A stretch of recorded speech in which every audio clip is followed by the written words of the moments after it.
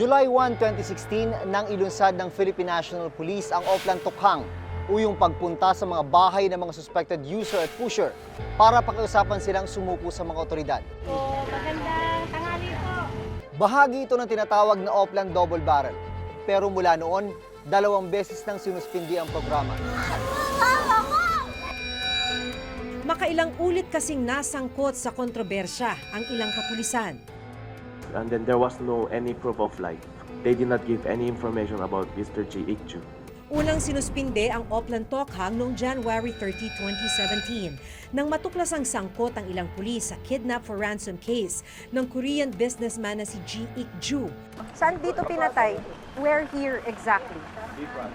Dito? So, ibig sabihin, pumarada dito, pagkatapos, pinatay sa loob ng sasakyan. Yes.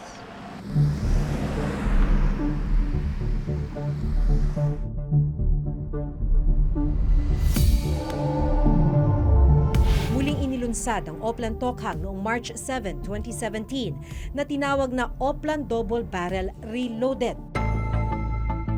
Pero muli rin itong inihinto noong October 10, 2017.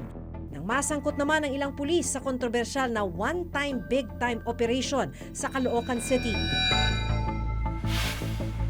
Napatay ang 17 taong gulang na si Kian de los Santos matapos umanong manlaban. Sa loob ng 13 buwan na implementasyon ng Project Double Barrel, nasa mahigit 3,000 drug suspects ang napatay sa mga lehitimong police operation matapos umanong manlaban.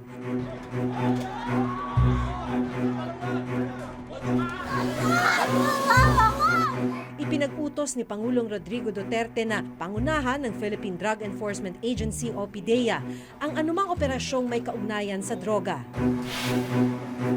Pero ngayong January 29, 2018, muling ibinalik ng PNP ang Oplan Tokhang. Anong pagkakaiba nito sa mga nakaraang programa ng pamahalaan kontra droga?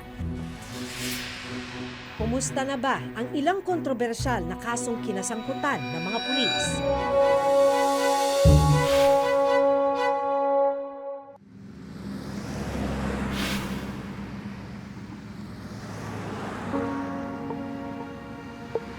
Magandang umaga sa inyo lahat. Dito tayo ngayon dahil doon nga sa sinasabi na natin. Nitong Martes, isang Oplan Tokhang ang ikinasa ng Caloocan City Police. Dito rin nangyari ang kontrobersyal na kaso ng pagpatay kay Kian de los Santos at Carl Angelo Arnaiz. Sa muling paglulunsad ng Oplan Tokhang, kasama na ng Caloocan Police ang isang spiritual advisor at 3 miyembro ng Barangay Anti-Drug Abuse Council. Lahat ng mga tinutokhang natin ay dapat imbitahan natin. Ngayon, kung ayaw nilang sumama, hindi kailangan nating pilitin. Ngayong tapos na yung briefing, naghahanda na yung grupo, paalis na para sa ika-5 tokhang dito sa Caloocan City. Isa sa mga gustong imbitahan ng PNP para sa mga ganitong operasyon nila ay media. So sasamahan natin sila sa operasyong ito. At kung makikita ninyo, mayroon din kasama ngayong umaga na BBC, isa sa mga international news organization.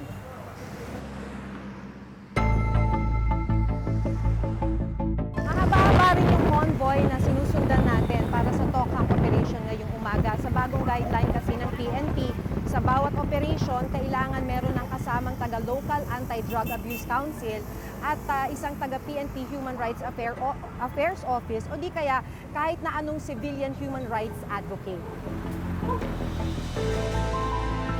Bawal nang mag-conduct ng Oplan Tokhang during weekends at saka beyond office hours. 8 to 5 lang ang Tokhang na operations na gagawin natin dapat. In-encourage natin na kung pwede merong kasamang mga stakeholders, yung mga human rights advocates kung gusto na sumama para transparent tayo sa ating ginagawa. Ngayong umaga, 2 yung nasa listahan ng Operation Tokhang sa barangay na ito. Ito yung listahan na galing pa, vetted daw, mula sa Directorate for Intelligence ng PNP. Sa aming paglalakad, ilang residente ang aming nakapanayam at hininga ng reaksyon sa muling pagbabalik ng Oplan Tokhang.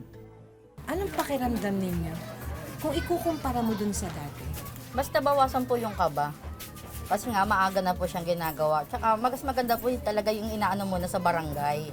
Pinapaalam po bago pumasok sa bahay-bahay, magtokhang. Nung dati po, nung bago pa lang, parang nakakatakot. Pero parang ngayon, hindi na masyado. Kasi talaga mga nakamas sila, madami sila, Kilala yung papasok eh. Ah, ganun. Dati, nagtatakip sila ng muka. Ang imaheng ito ang gusto raw burahin ng Caloocan City Police. Beforehand, akala nila ang tokhang, pag kinutok, papatayin. Pero dahil ho, naging madugo talaga yung tokhang nung mga nakaraan. So, ngayon, sir, ito Yung bagong instruction ng natatakot po ba sa inyo ang mga residente ngayon? ay wala namang ganong pangyayari. Unang pinuntahan ang bahay na ito kung saan mag-asawa ang itinurong nasa watchlist ng PNP. Malinaw dun sa guidelines ng PNP na kukumbinsihin lamang, hindi sila pwedeng pumasok sa loob ng bahay nung nasa listahan at kung ayaw sumama ay hindi nila maaaring pilitin. Humarap sa mga otoridad ang nasa watchlist na itatago namin sa pangalang Helena. Aminado si Helena na dati silang gumagamit ng ipinagbabawal na gamot. Itinigil na raw nila ito mula nang magsimula ang laban kontra droga ng pamahalaan. Sasama po ba kayo sa kanila susunod? Susunod. Yung asawa niyo po, nasa drugs watchlist din. Sumuko yun. Gumagamit po ba siya? Dati. Dati. Nagbebenta po ba? Hindi naman. Natatakot po kayo ngayon? Ano yung pinakakinatatakutan ninyo mga? Ayan. Matay. Hindi sumama sa himpilan ng pulis sina Helena, pero patuloy daw silang imomonitor ng barangay. Kakausapin na kung pwede, ihinto na nila yung ginagawa nila or kung magboluntaryo sila, mag-avail sila sa mga community-based drug rehabilitation program ng mga LGUs, then tutulungan natin sila na mag-undergo ng rehabilitation. Bigo namang maabutan sa ikalawang bahay ang target na taong kabilang sa drugs watchlist ng PNP. So sa tingin niyo po ba umalis lang dahil coordinated? Alam nila na darating? Hindi ko din po masasagot, ma'am. Basta ang alam ko po na nakikita naman daw po yung hinahanap natin na nandito. Ito pong bahay na to dati, ito po yung mga drug den. Drug den. Alam po yan dito sa community. Kanila din naman po nang gagalingin. Babalikan niyo ba to, sir? Definitely man. Definitely babalikan po yan. Para ma-continuous yung operations lang. Magandang umaga. Ikalawang linggo na nitong Oplan Tokhang Reloaded. Sa ngayon ay wala pa namang napapatay. Ayon sa grupong National Union of People's Lawyers o NUPL, sa pagsama ng ilang kinatawan ng barangay, media at simbahan, hindi pa rin makakasiguro na magiging legal at ayon sa batas ang isasagawang Oplan Tokhang. Lumang guideline na yan. That's under the old law. Ewan ko, siguro inulit lang nila, tapos dinagdagan ng halo-halo. Pero ito yung bottom line yan. Hindi porket kumpleto ang mga yan, illegitimate na yung operation. Para sa akin, ang kulang dun sa guidelines ay verification of information, which is an important aspect. Actually, even gathering of information, hindi pa rin malinaw under Tokhang. Yung bahay na tutukhangin natin, yan ay provided galing sa Directorate for Intelligence. Binalidate na yung mga bahay na yan. Manggagaling doon sa baba, ang impormasyon sa barangay, sa pulisya, sa local police, pinaakyat sa taas, binalidate, hanggang makaabot yung listahan sa Kamkrami, Directorate for Intelligence.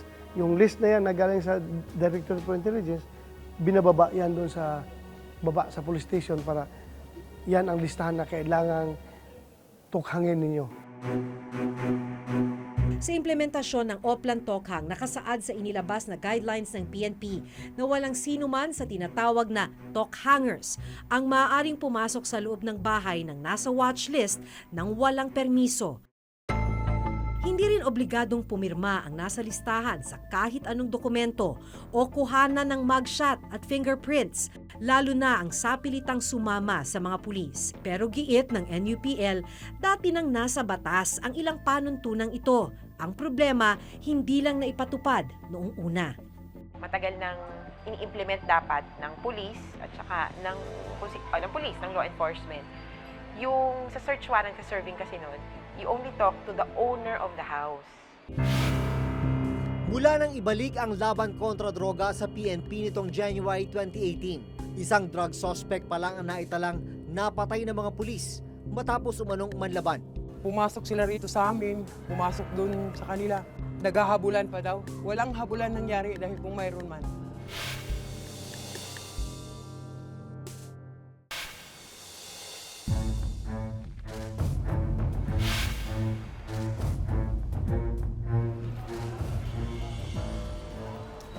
Mula nang ibalik ang laban kontra droga sa PNP nitong Enero 2018, isang kaso pa lamang ng napatay matapos umunong manlaban ang naitala.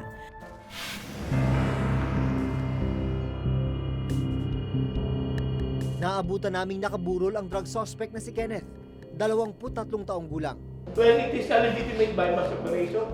Kaya po napatay po at meron pong media personality na na-cover po doon ng operation. It is very unfortunate at siya po ay lumaban kaya siya po ay napatay. Nakapanayam ang isa sa kanyang mga kapitbahay at iba ang bersyon nila ng pangyayari. Pumasok sila rito sa amin, pumasok doon sa kanila. Doon sa kanila si Kinita nakita.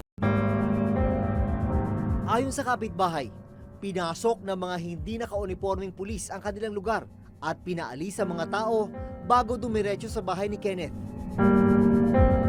Ilang sandali pa, nakarinig na raw sila ng ilang putok ng baril. Warning shot sila, isa, malakas. Naghahabulan pa daw. Walang habulan nangyari dahil kung mayroon man. Makikita nating ebidensya. Gumagamit lang naman yun, pero hindi naman yun sabihin na sabi drug poser. Hindi po drug poser yun.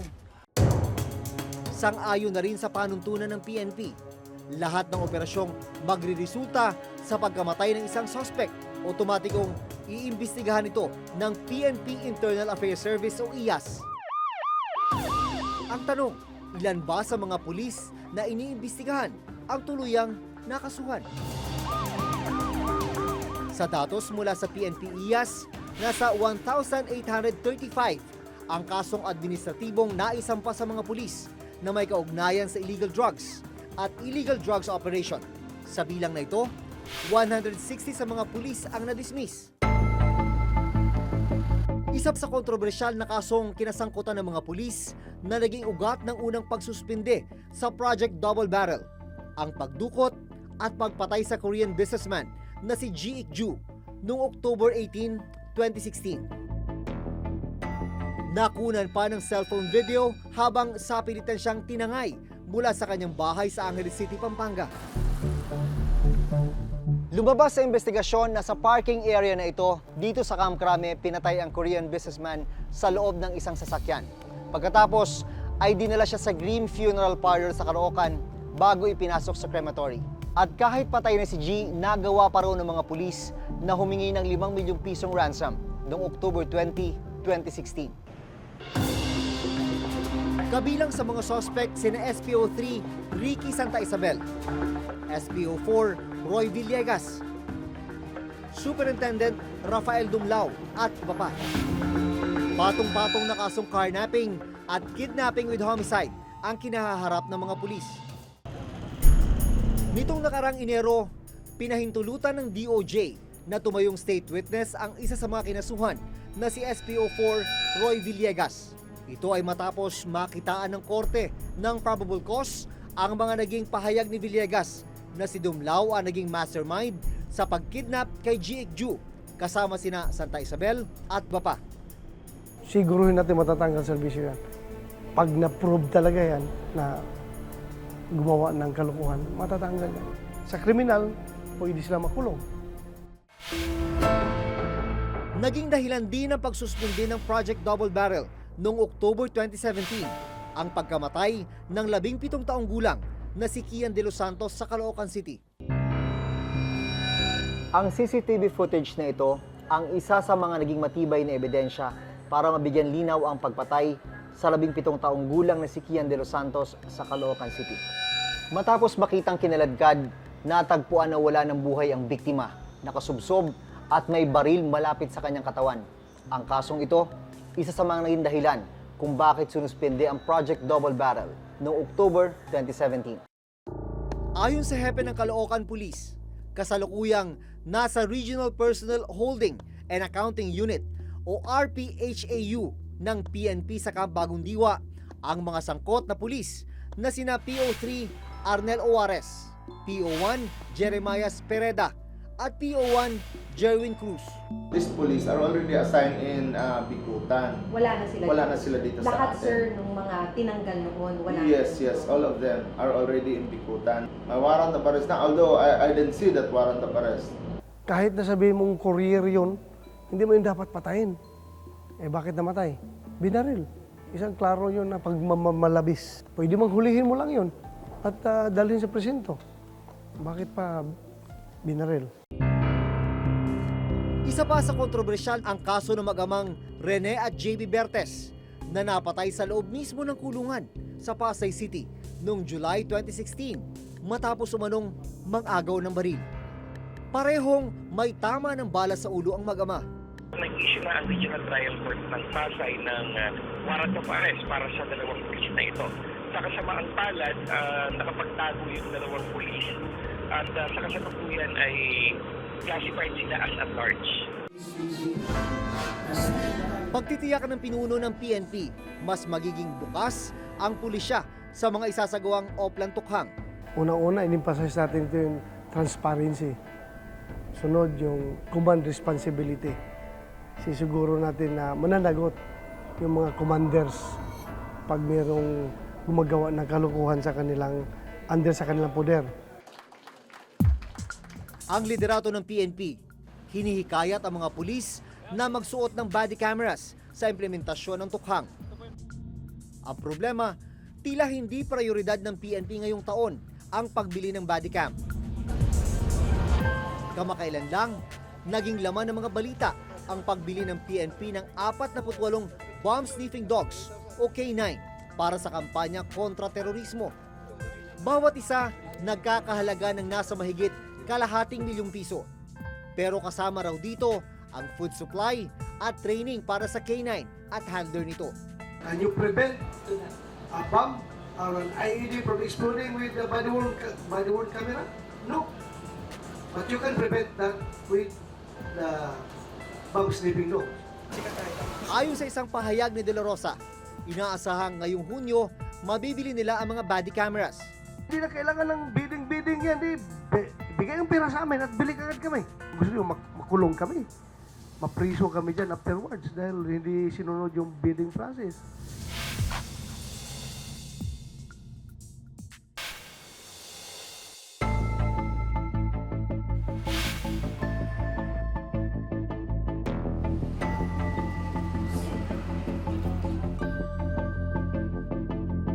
Ngayong ibinabalik sa PNP ang pagpapatupad ng laban kontra droga, paano masisigurong hindi ito magiging madugo at marahas? Naiira lang batas at mapoprotektahan ang karapatan ng sinuman. At ang mas malaking tanong, paano masisigurong mabibigyang linaw ang pagkamatay ng libu-libong di umano'y nanlaban? Natatakot po ba sa inyo ang mga residente ngayon? Ay, wala namang ganong pangyayari. Hanggang sa susunod na Huwebes, ako si Maki Pulido. Ako si Jun Veneracion at ito ang nakatala sa aming Reporter's Notebook.